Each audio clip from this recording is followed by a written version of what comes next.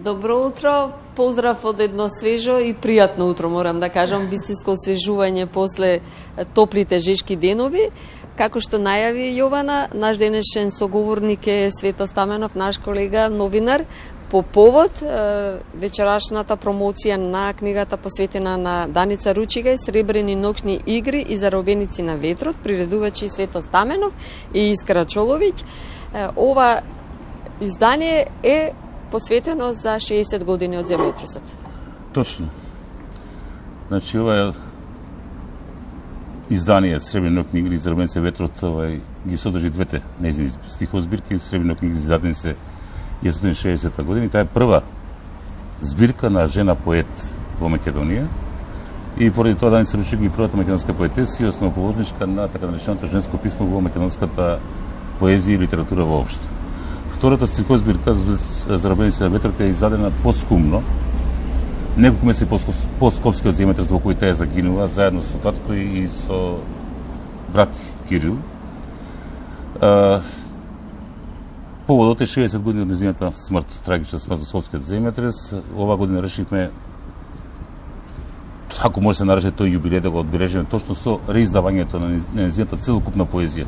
Што значи тоа целокупна поезија? Значи двете нејзини стихозбирки и двете нејзини последни песни пронајдени во урнатините на нејзиниот семеен дом на Водно. Тоа се кругови, песната и без наслов.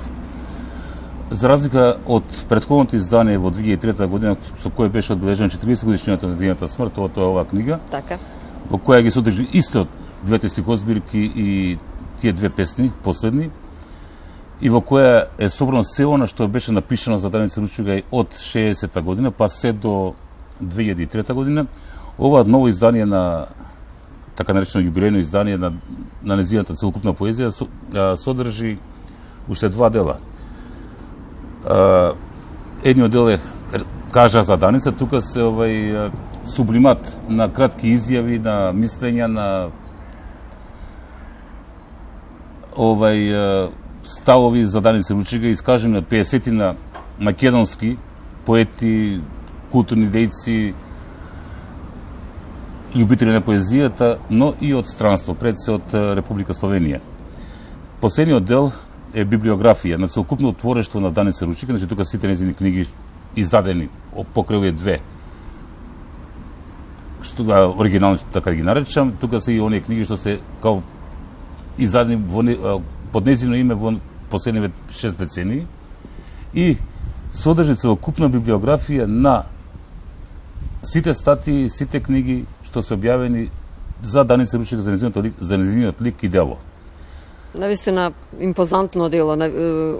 Па се потрудивме овој пат поводот е јубилеен, сепак се работи за немил настан 60 години од земјотресот и од смртта на нашата млада поетеса со навистина едно.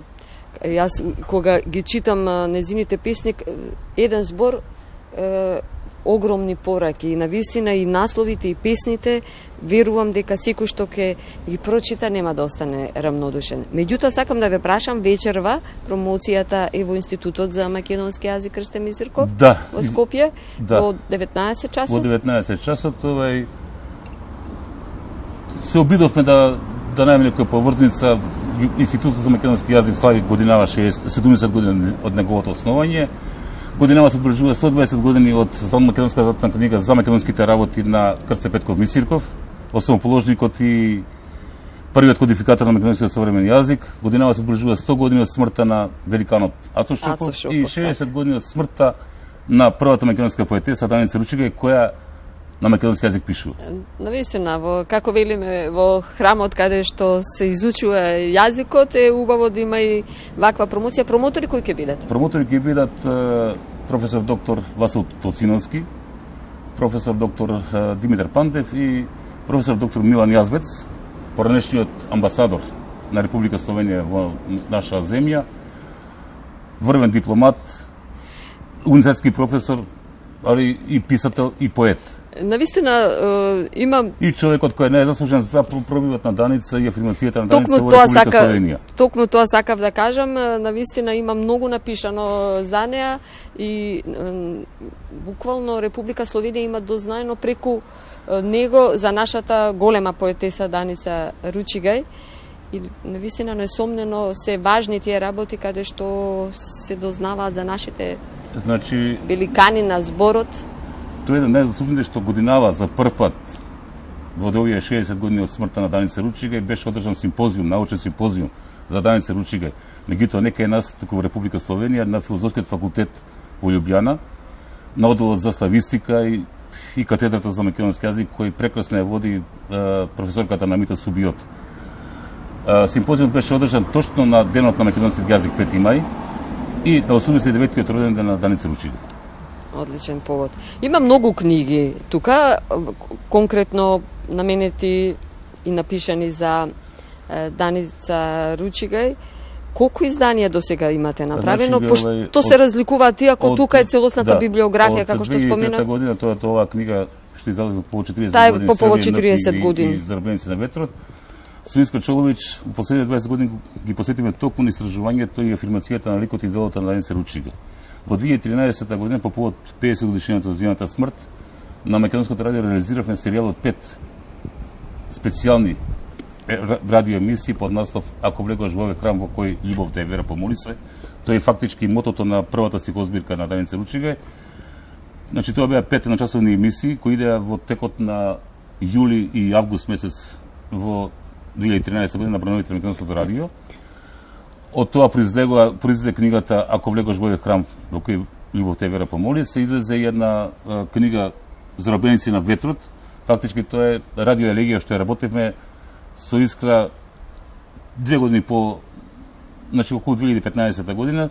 Тие две книги излегоа значи во 2016 и 2017 година. Во 2019 година, благодарение на српската поетеса Снежана Алексич Станојловиќ, Лебедовата песна беше преведена на српски јазик под назив Слободова песма Зароблjeница ветра и таа беше промовирана во Белград на 8 март 2020 година.